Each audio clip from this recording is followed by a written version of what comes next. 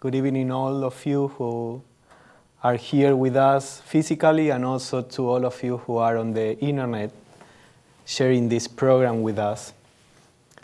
We begin a new series of Living Theosophy, as Joe said. This subject is about the evolutionary pilgrimage of the divine spark through the cosmos and through the different experiences that it has to face. And we are going to try to see this subject both from the point of view of the theory, the metaphysics of the subject, and also from a practical point of view.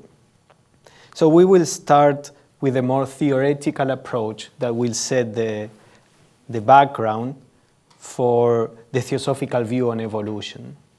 There are different views on evolution in different traditions. Some of them don't have any particular view of evolution.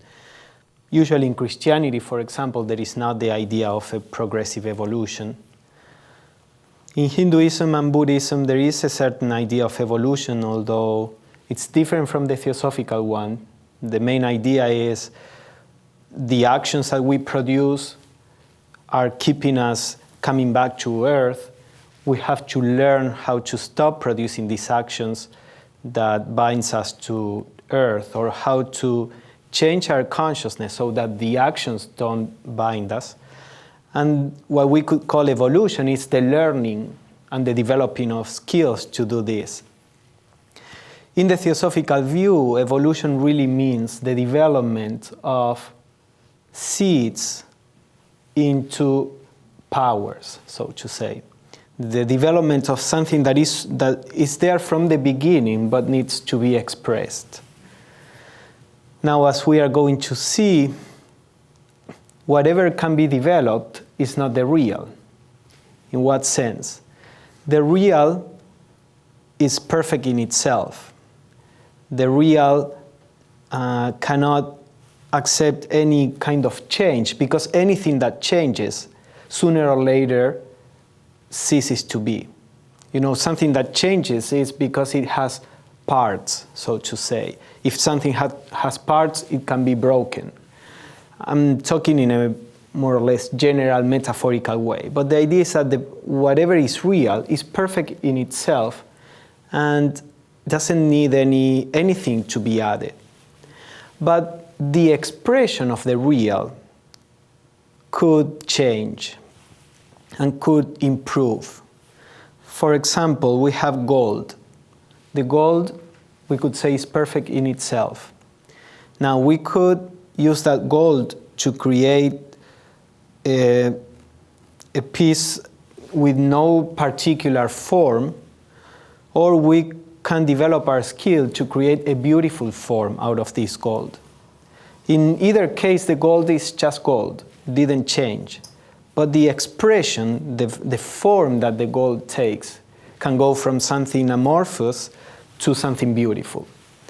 So in the evolution of the cosmos, in a certain way, we could say that this is what happens. The expression of the real can become more closer to the real.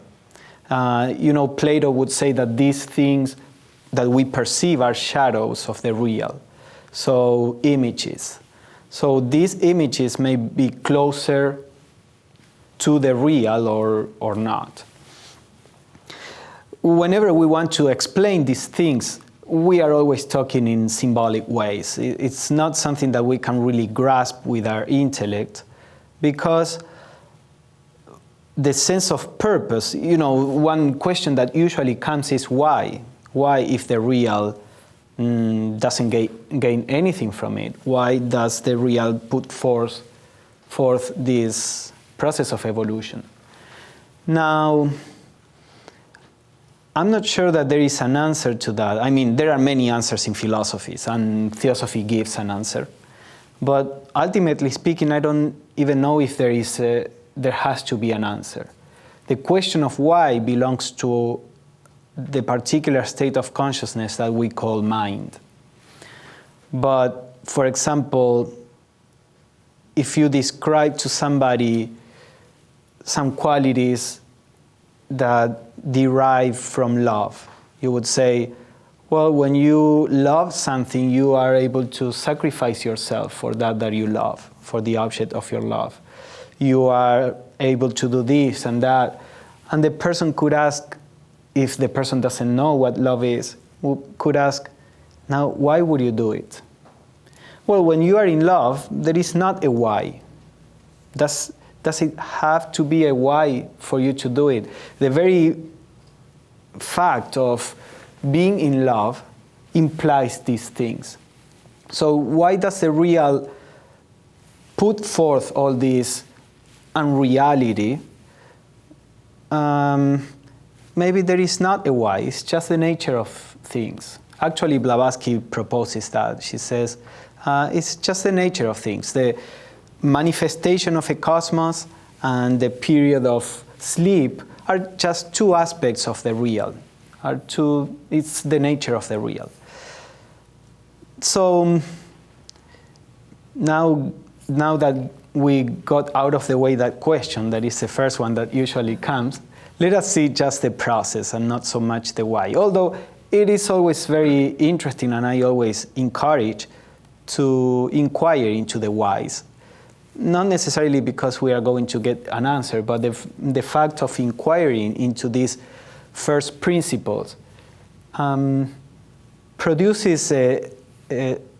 develops an ability in our mind or in our consciousness to perceive things that are beyond the apparent, beyond what we usually see. And when we begin to be able to perceive from this level, from this state of consciousness, we can live closer to the real. So it is always important, or at least at a certain stage of our growth, it is important to ponder over these things. But the answer that you come to is not so important. The act of inquiring is more important. So in The Secret Doctrine, Blavatsky describes the awakening of the universe. In the previous series, we saw that there is a cyclic manifestation of the universe. We have a cosmos that is manifested, that is created, if we want to use that word. And then after a period of time, that cosmos is dissolved, and the real, or everything else, goes to rest. I mean, the real doesn't rest or awakes. It always is. But the cosmos awakens, there is the drama of evolution, then there is a dissolution and everything rests. And then again, there is a new awakening in a cyclic way. So in The Secret Doctrine, Blavatsky starts from the moment where the cosmos is about to awaken for a new cycle of evolution. So at the moment of rest, we don't know what is there. Our mind cannot grasp it.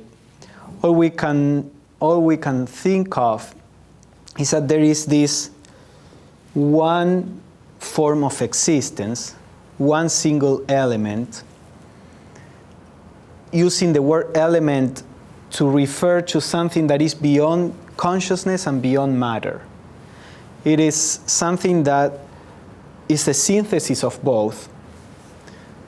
But when you have consciousness, you have already separation. I can be conscious of something that is not myself. Of whatever I'm conscious is not myself. I can be conscious of my thoughts because I am not the thinking. So whenever there is consciousness, that implies duality. In a state of unity, it is said that the state is beyond anything that we know. Although we can perceive some hints in deep meditation or silence, but let us say the universe is in this state of unity with this, sometimes Blavatsky calls it primordial substance, which is at the same time unconditioned consciousness. Consciousness and substance are, as I said, are one. And everything is resting. Now suddenly, there is a vibration that thrills through the whole primordial matter. This vibration is like self-begotten. It's not produced by something outside, because there is not outside, there is only a unity. So imagine something that is quiescent, that is passive, and then suddenly there is a vibration. That vibration touches the whole universe at the same time. By universe, I mean in this homogeneous state, there are no forms yet. Now this vibration begins to produce a differentiation in this one element. Consciousness and matter begin to separate. They begin to appear as different. So little by little duality begins to set in. Little by little that was one appears to be two. It is always one, but now there is the illusion that there are two. And when this happens, once we have the two poles, the positive and negative, or the self and the non-self, then the relationship between the two bring a third element. You know, for example, if you are there, I am here, but I cannot see you, I cannot hear you. If there is no relationship between us, then there is, to me, you don't exist. And maybe I don't exist either. But the things appear only when there is these three aspects: the self, the non-self, and the relationship. And this is what in most traditions they call God. You know, God is in many traditions talked as being triple, trinities or triads. So we have here what in Theosophy is called the Logos, the manifested Logos. Logos means word. You know, in the Gospel of St. John it says at the beginning was the Word, and that word is Logos because that Gospel I think was written in Greek. Logos is a Greek word. So this Logos is the first word, the manifested word. And this is like the first universal consciousness that appears. Before the manifested Logos, as we said, everything was a unity. Although there was differentiation, there was still a unity, and it is only with the manifested Logos that appears a universal mind. Now we have consciousness, now we have matter, and they really appear to be different. Ultimately speaking, they are never different, but we can talk about consciousness and matter as if they were different because we perceive it in that way. So it is with this Logos that consciousness and matter appear to be separate. And the secret doctrine says, then the Logos lifts the veil of reality and sets the stage for the drama of evolution, which is the great illusion. So the idea is that there is a veil of reality, and the Logos lift the veil, and then you see the stage and all the things that are going to be there, which are just an illusion. It's a play. So the drama of evolution, from a certain point of view, is like a play. We will see why. This can be really meaningful to see the drama of evolution as a play. You know, when you are in a play, you are given a character. You may be a king, you may be a robber, you may be a wife, you may be whatever you are. And you are supposed to fulfill a certain role. You have to act as a king if you are a king. And if you are following the play, you cannot switch and say halfway, oh, I'm tired of being the wife, I want to be the king. You just follow the play. From a certain point of view, the personality that we take in our life, what we are now, this is just a role that was assigned to us. And it's not for us to try to change it. Now, how is this useful, or how is this important? Because we have this idea that I should be in control. I should control the environment, myself, I should do this or that. Well, yeah, that is true if you think that you are here to do something. But if you are here to realize something, then the action is not so important. If you are here to realize what is true and what is falsehood, then maybe following the role in a certain way is how you can realize what is true and what is false. And we are going to see this during the whole series. But let us go back to the idea that the Logos lifts the veil of reality. Of course, this is just an image. How can you lift reality? Reality is always there. But it's the image of a stage. The veil where everything is homogeneous is reality. So the Logos lifts the veil. There is the stage. Now the drama of evolution is going to start.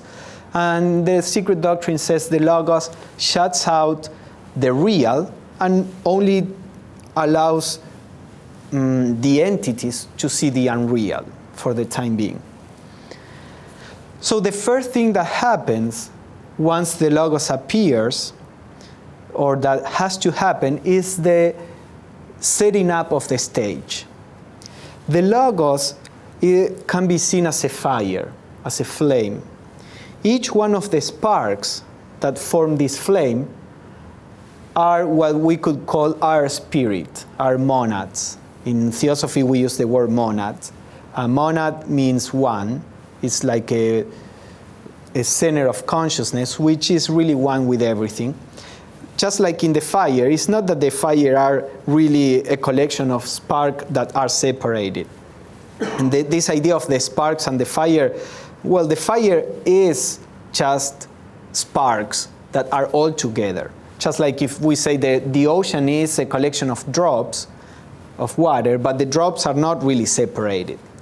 So these divine sparks that are animating each one of us are really the great fire. They are not different. But we could say, for example, if you have the sun and you have a tree, and the tree has a lot of leaves, the sun is only one. The light that goes to the tree is one homogeneous light, but then each leaf is reflecting that light with a particular spark.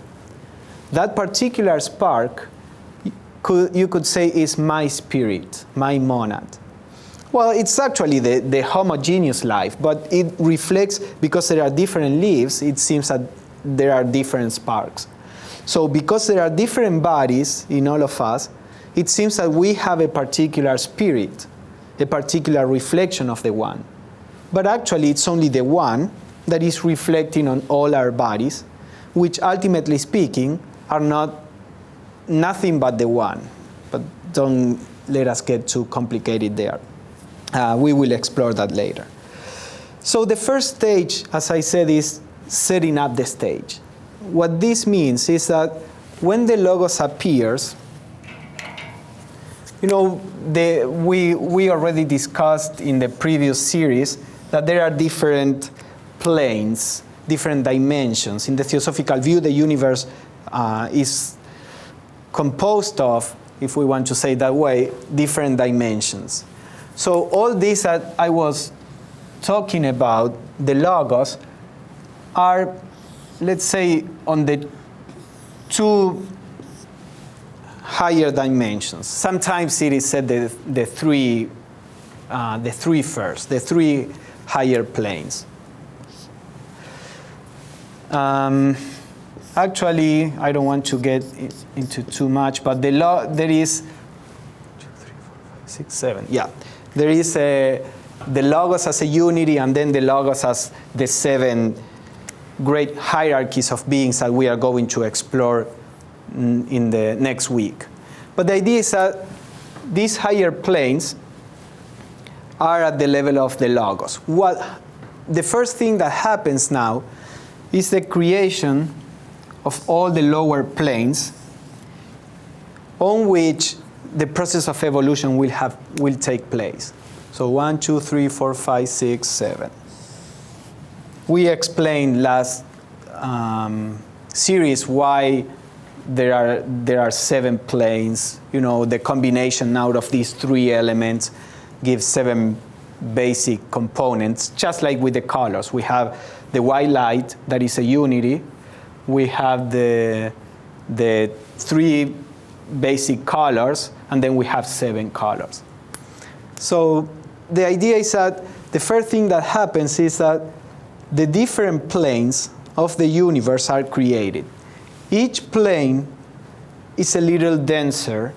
It's in each plane, or with each plane, the divine spark is more caught up in matter. The idea is that the divine sparks, which are all part of the Logos,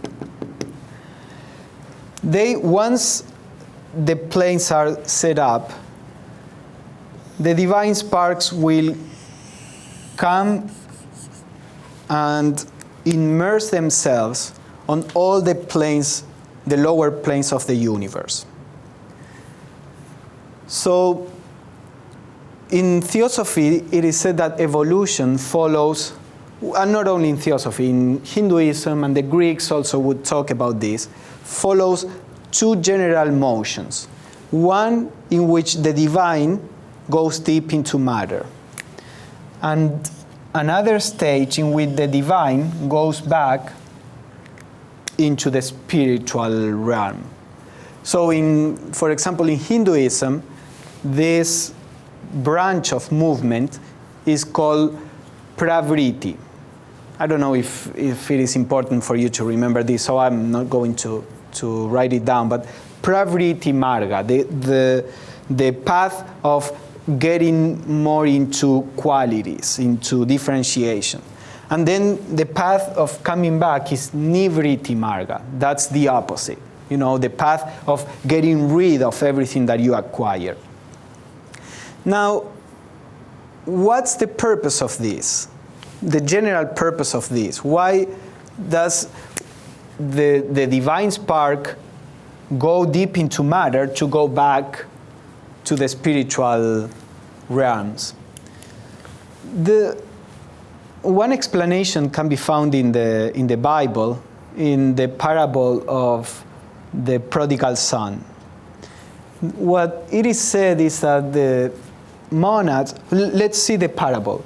You have the son that is with his father at home. Now, he's there because he was born there. It's not a decision. It's not something that he chose. It was given to him. Now, when he grows up, he learns that there is something, a city out there, something that is not home. And of course, he's curious. Unfortunately, one essential aspect of consciousness is curiosity. We are curious. We do things because we have this thirst to experience. Now, in Hinduism, this thirst is called Trishna or Tanha. It's a thirst to experience. So you can see it in your life. You can see it everywhere. So the son has the thirst to experience the world. So he goes to the city. In the city, he has a lot of experiences. He has pleasure and pain. He does good and evil.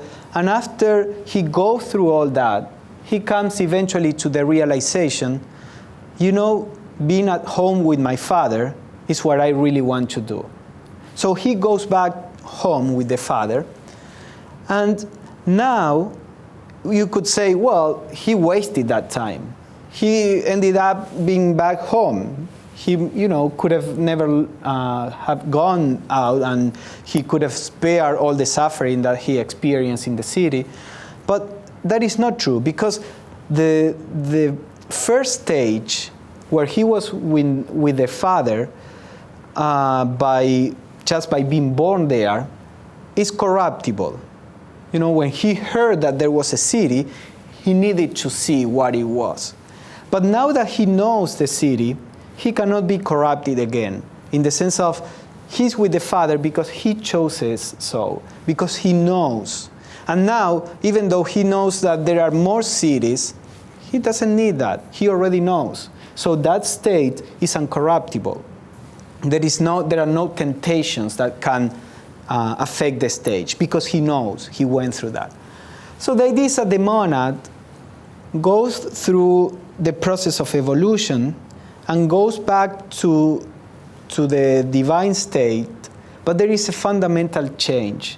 There is now a knowledge or a self-awareness. So the idea is that, as we said, these monads are all sparks of the One. They begin by being, let us say here,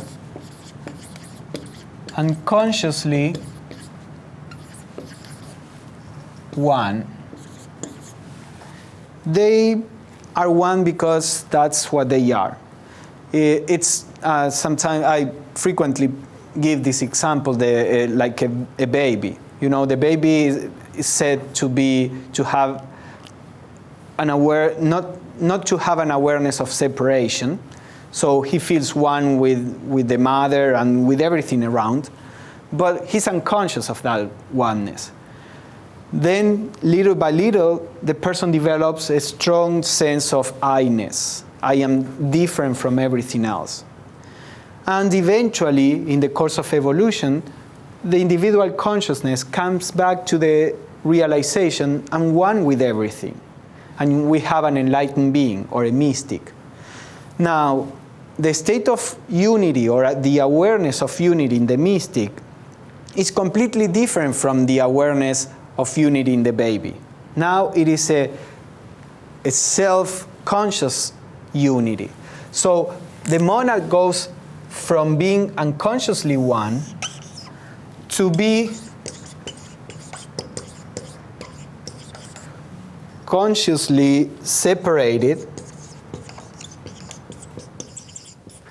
You know, now we feel we are separated, but we have developed an awareness of that. We have developed a center of consciousness that says, I am separated from you, but I am. In this part of the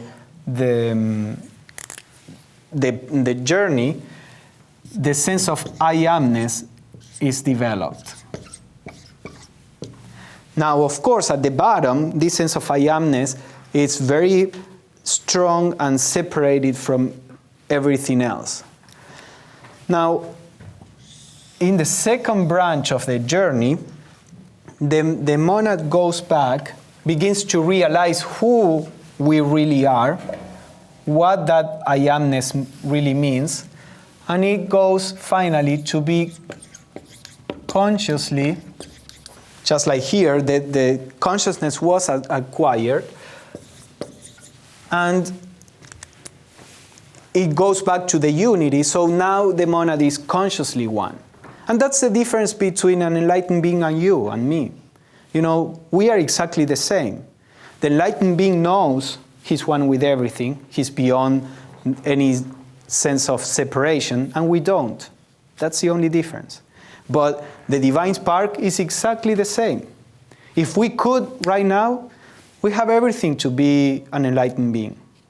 But we have not realized the truth. So it's not that we have to acquire something so much. We have to realize. That's why I was saying, this is a play. We are going to see this in the last of the talks, but this is a play.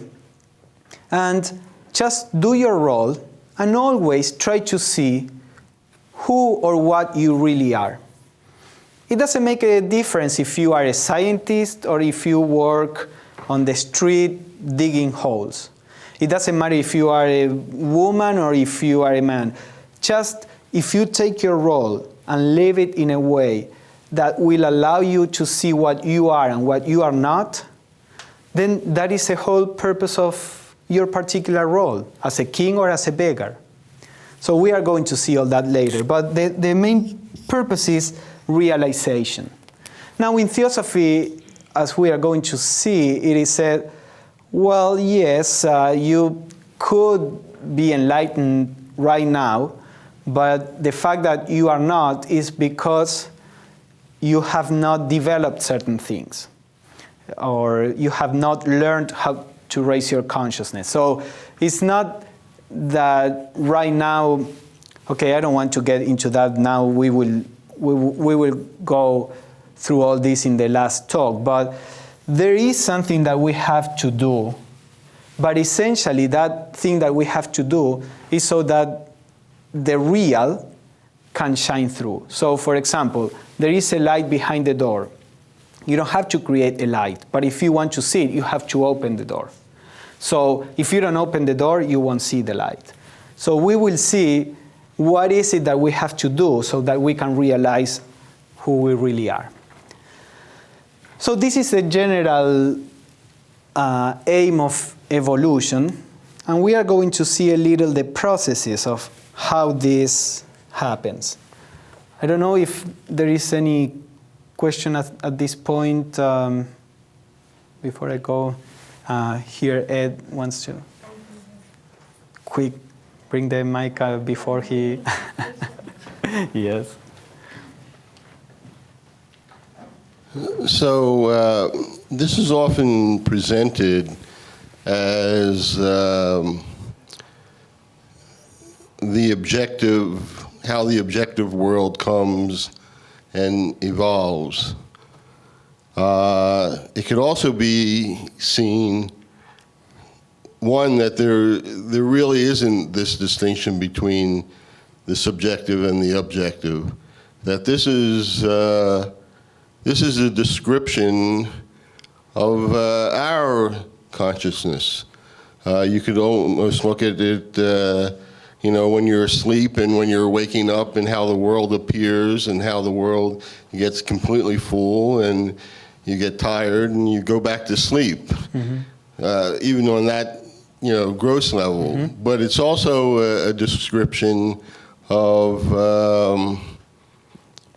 the process of enlightenment. Mm-hmm. Mm-hmm. Yeah. And it's important not to put it out there as something that's remote from ourselves. Not to put out there, you mean the real, as if the real. For what do you mean? Well, we're going to go into descriptions about all these levels and processes, and supposedly we're going to have in mind, like a scientific description of how the universe appears and creates planets and disappear. So that's our sort of our default way of looking at it, but it's closer than that. Mm-hmm. Yeah. All the ideas. I mean, all these ideas are, I think, are planned just to counteract the quality of the mind that we have. If our mind wouldn't be an obstacle to the perception of truth, we don't need any ideas. So all these ideas are because we have a wrong perception of the world. These ideas are not the perception of truth, but are at the same level of your wrong perceptions. The ideas are trying to make you see things in a certain way where maybe you can see the real. So it's like a medicine. If you are not sick, you don't need a medicine. The teachings can be seen as a medicine. If you are not ill, you don't need any teaching, because the real is beyond mind. Yes, there is a question. Yeah, but it's for the people on the internet. Yeah. So we can say that we are always unconsciously one, and that actually is always within us, and then throughout life or experience, we are practically being taught to not to be that, and then we actually lose trust in who we really are, and then we have to learn how to trust again, practically, and go back. So we are never actually not unconsciously one. We are always that, but we forget, and Yeah, Is yeah. that what? Yeah, exactly. We are what we are, but we have to come back to be what we are. So because we forgot what we are, so it's kind of like that. So yes, every idea that any philosophy presents has a certain purposes, but these are means, not ends in themselves. So, for example, there is a mind or an aspect of our mind that cannot grasp the reality, because that mind is engrossed in whatever is concrete, and that is a mind that we use for our daily living for the most part. You know, our normal life doesn't push us to try to perceive things in a holistic way, from a higher perspective. We have to take care of our body, of our house, of our family, or whatever it is, and it's a mind that is related to the concrete. So that mind cannot see the real. Now, when you start thinking about these things, what you are doing is calling forth that other aspect of your mind, your consciousness, that is able to. And this is like in anything, you know, if you are not used to listen to a certain music, the first time you listen to it, you cannot appreciate it. Now, if you persevere and you pay attention to it, then you develop the ability to see. I remember there was a person that used to work with colors, and he could distinguish so many shades of brown, for example, that for us were all just brown. But he had been paying so much attention to this that had developed that subtlety, and he was able to distinguish things that for us they pass by. So one aspect of, or one aim of these teachings is to wake up that aspect of your mind that is able to perceive the real. Now, if you get stuck in the intellectual aspect of the teachings, then you are not really awakening this subtler mind. And the other aspect of the teachings is, as you said, is to generate in you trust, to give you a framework where you can understand. You know, for example, the idea of injustice. The idea of injustice is really disturbing to many people.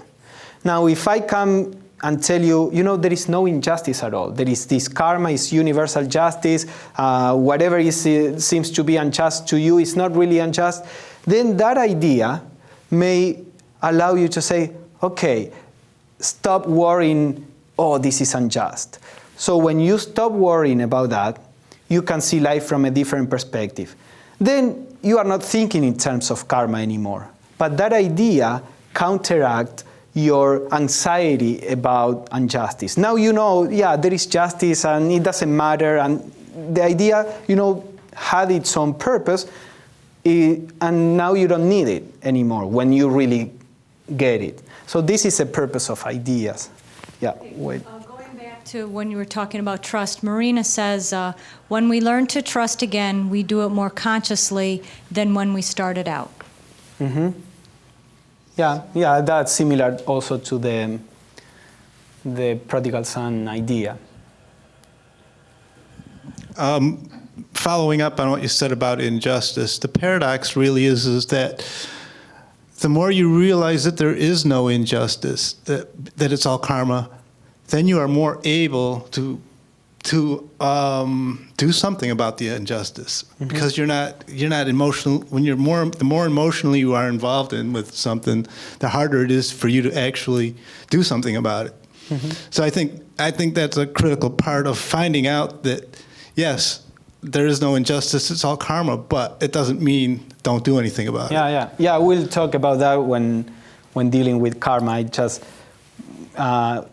was, giving an example of how an idea can counteract an obstacle to perception. And then the idea is not necessarily useful. Once it produces the effect, then you are not constantly going back to the idea.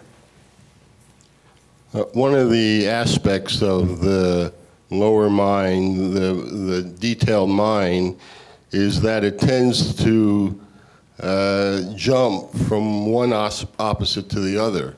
So if I say there's injustice, and then you say there's no injustice, then the concrete mind says, oh, there's no injustice. While the truth, which the higher mind can perceive, is there's neither injustice nor justice. Mm-hmm. Or some combination, mm-hmm. or something beyond either or mind. Mm-hmm. And this helps train the mind to not automatically jump to the opposite conclusion. Mm-hmm. Yeah.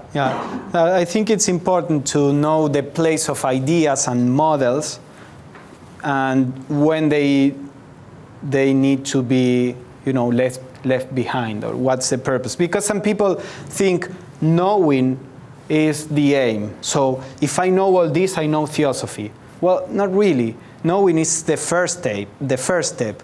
Knowing is for you to stop worrying, to stop messing up, but now you have to perceive the truth. The knowledge is not the perception of truth. They are not the same. Anyway, so let us see how the process happens, because you have this divine spark, the monad. This is how in Theosophy this divine spark is called, the monad. You have the divine spark that begins to take as vestures different degrees of matter. So, for example, coming to something more related to our daily life consciousness, we are able to perceive the physical world because we have a physical body. Once the physical body dies, according to Theosophy and many spiritual traditions, consciousness is still there, but it cannot perceive the physical world because there is no physical body anymore. So if you want to perceive a particular dimension of the universe, you need a body. Consciousness, a pure consciousness, needs a body that will respond to that particular dimension. So what the monad needs is all these kind of experiences, different experiences that will wake up that slumbering perception of the real. So what the monad does is to collect, to create a body, so to say, on each plane, so that when it comes to the physical plane, the monad is surrounded by a lot of matter. It's like you have your hand, your bare hand can distinguish, can feel very subtle things. If you put a glove, then it is a thin one, suppose, but you lose some of the sensitivity. Then you put another one, and then another one, and finally a boxing glove, and how much can you feel? So from a certain point of view, the monad, it's like that. It's surrounded by a lot of matter that doesn't allow to perceive the real. Is the descent of the monad into matter a very slow process, mm-hmm. or relatively quick? Well, for whom? From the point of view of the third logos, or in Hinduism. However you wish to express the answer. In Hinduism, they call it Brahma, and our whole evolution in the planet takes 1 day of Brahma, which for us is like 4 million or whatever it is millions of years. So time is really relative, but from our perspective, it takes a long time. The monad, actually, the process of evolution is very gradual. So the monad comes to the fourth plane. We have 1, 2, 3. And the idea is that in Theosophy that the evolution has place on the 4 lower planes. these planes are more like divine planes, let's say, and these are human planes. Now, there are all kinds of different classifications, so just take this for the time being. So the monad comes to this plane, to the fourth plane, and stays there. All these rounds that I'm drawing are like cycles of evolution. Stays there and little by little assimilates the matter of that plane, begins to awaken to that particular plane. At the beginning, it's like, even that happens with a person. When we go to sleep, we are not aware in our sleeping. The idea is that with evolution, little by little, consciousness begins to be aware of that state of consciousness that we call dream. And then eventually, the person can be fully aware in the state of consciousness that we call dream. So the same with everything. The baby also, when the baby just comes to the physical plane, the awareness is very feeble at the beginning. But little by little, it begins to respond to more and more, and consciousness begins to be really complex. As we were saying this week in a different class, if you see it at the emotional level, a baby only knows two kinds of emotion, pleasure and pain. But as the baby grows, these two basic emotions develop such a wealth of shades and different emotions and mixtures that we get to an adult that is able to feel, almost an infinite kinds of emotions or shades of emotions.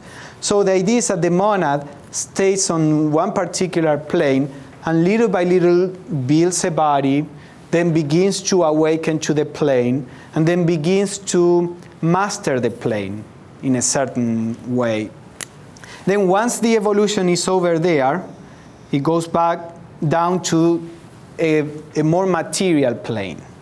And again, it goes through different cycles of evolution, and then down to the other one, and then down to the last one, the lower one, which is the physical plane.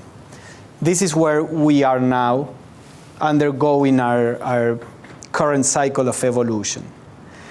Now, the idea is that once the evolution on this physical plane is over, the monad will go on, now on a subtler plane, on the same one that it was coming from, but now on this side, there is this development of the sense of oneness, of unity.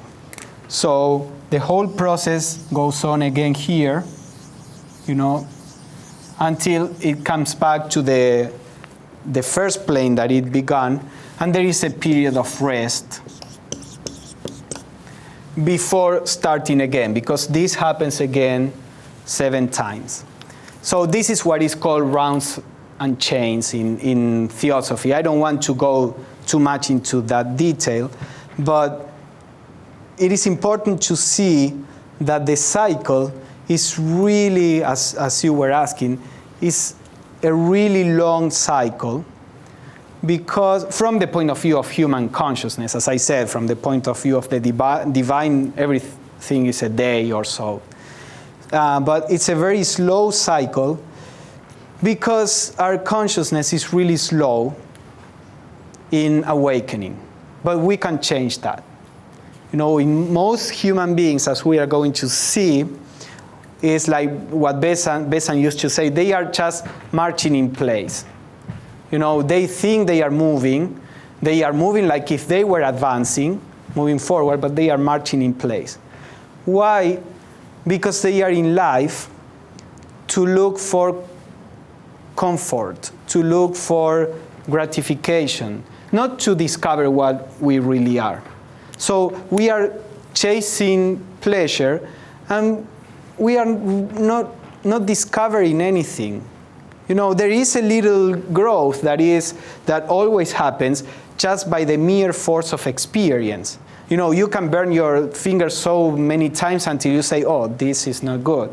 But if you burn your finger the first time, and if you are trying to find out what this is about, then probably with burning it one or twice, then you get it, and then you can grow faster. Why faster? What does it matter? After all, time is an illusion.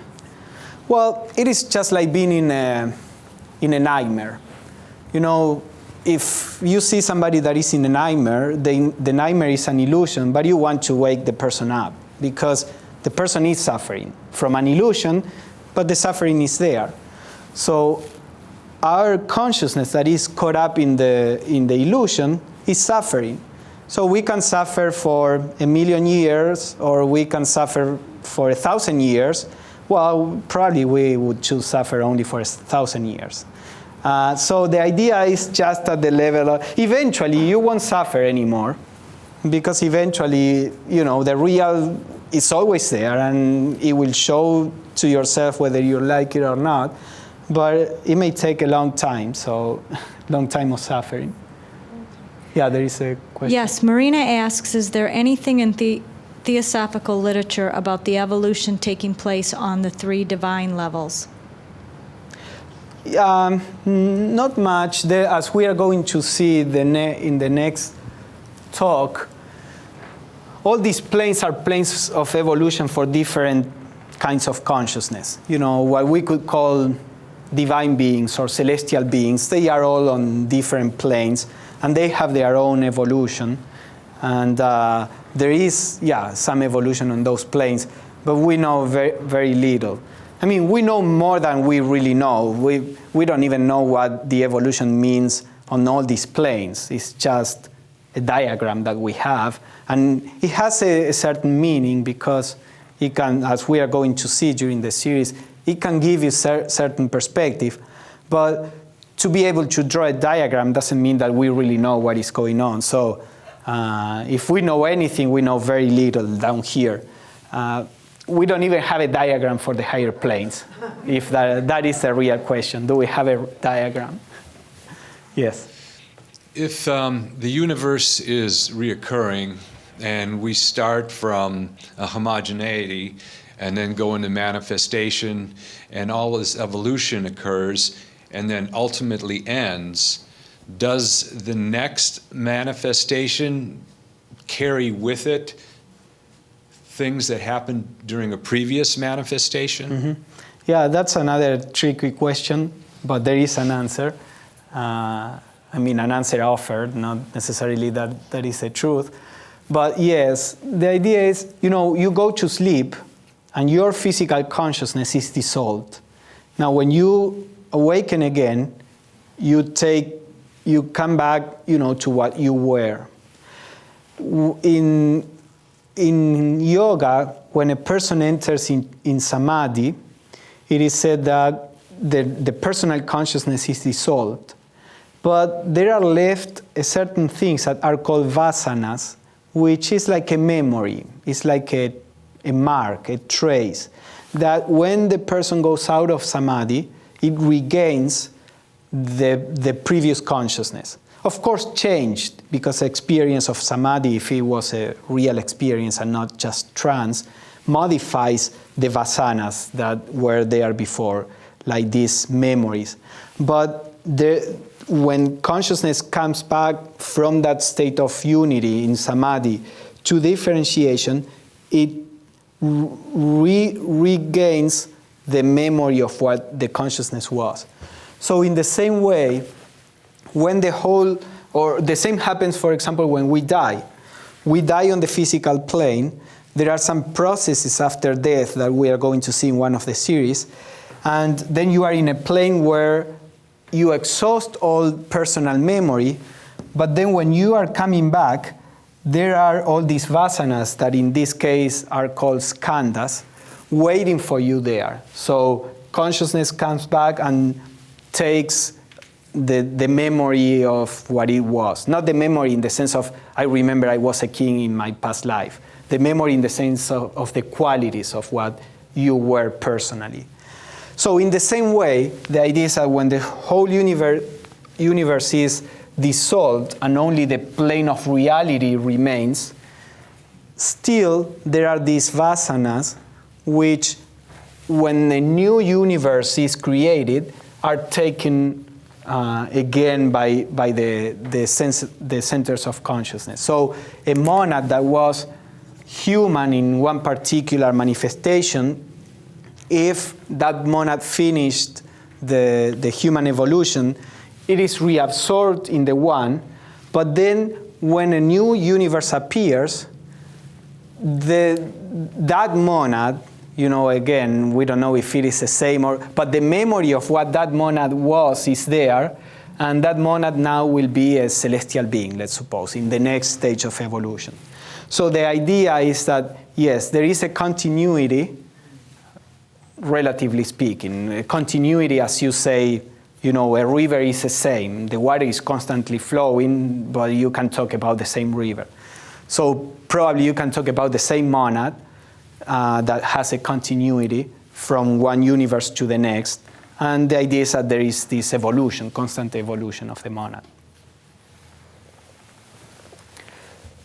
Any other question before we finish? We will keep exploring all this during these 4 talks. I just wanted to set up the general idea of evolution. All right, then next week we are going to see this process a little more, but from the point of view of the intelligence that is behind. All this question about intelligent design or just blind evolution, is there a God, or things happen just randomly. Well, we will explore how Theosophy sees this view, and what's the role of evolution, of intelligence behind all this process. So thank you for coming, and I'll see you next week.